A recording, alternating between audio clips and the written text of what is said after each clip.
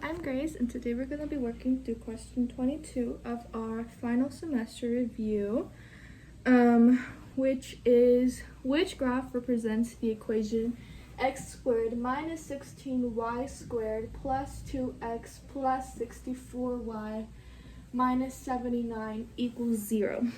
So it's a lot of trying to fill in the squares and finding it, but essentially we're just trying to find which graph, which are our answer choices, matches our equation.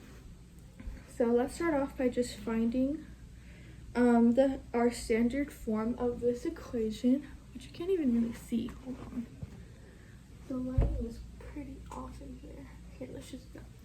Okay, so if we're going to rewrite this into standard form, we're going to want to move our 79 onto the right side. So we're just going to add 79 and add 79, which leaves us with x squared minus 16y squared plus 2x plus 64 equals 79.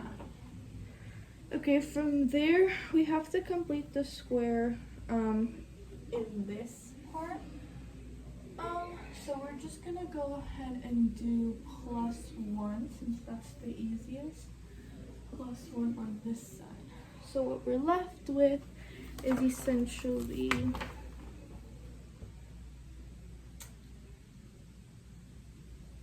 the factor of this. So we're gonna do x plus 1 squared minus 16y squared plus 64y plus, equals, let's just say 80 already. Okay, so then we can go ahead and factor out the 16 out of the 64, so it's going to leave us with x plus 1 squared minus the factor of it, so it's going to be 16y squared plus 4y equals 80. Okay, and once again we have to complete the squaring there, so we're just going to go ahead and do, let's do plus 4 in here to complete the square. So once again,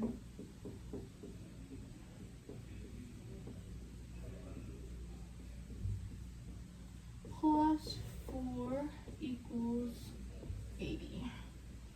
And then from here, we can go ahead and move everything that we just added and do the same thing on the right. So it's going to look a little like x plus 1. Let's do, well actually we'll just go ahead and write it on this end. So it's going to be minus 16 times 4. And if we do the math for that, it should give us 16 on this side.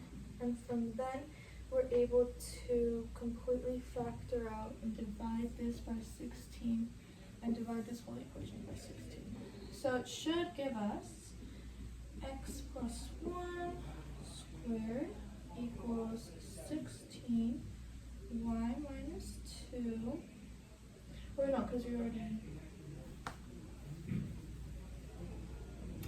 minus y minus 2 squared equals 1. And we still have our over 16 here because we technically divided the whole equation by 16, okay?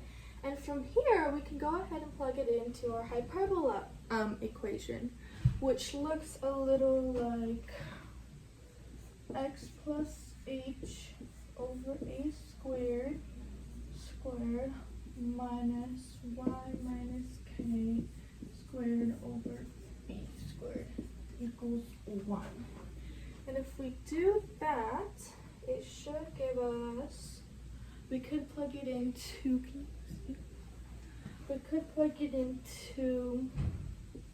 x plus 1 over 16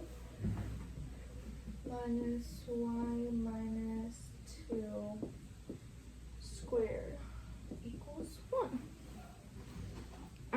And let's go ahead to find our graph values. We can go ahead and do the center just to help us get started. And we know that our center formula is k.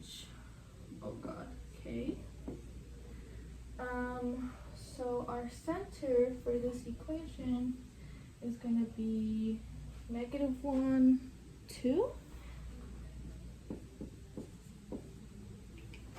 -1, 2. And then we can go ahead and find our vertices just to give us another indicator of what our graph is going to look like. So we're going to do the square root of 16 and then 2 on this side, which gives us, the square root of 16 minus h, and then 2, which should give us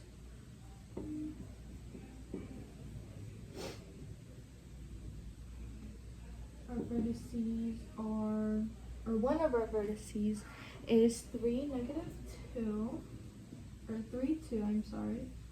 And then if we do the same thing and use the same equation for the other one, our other vertices should be -5, 2. Okay, so we have our center and we have our vertices, and that should be enough to tell us what our graph is going to look like, or at least get us started on the same path. So what I'm going to do, we're going to do it down here, what our graph is going to look like.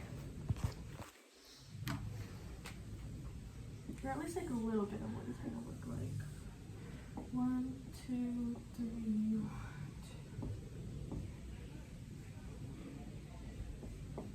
1, 2, 3, 4, 1, 2, 3, 4. So we know that our center is going to be at -1, 2.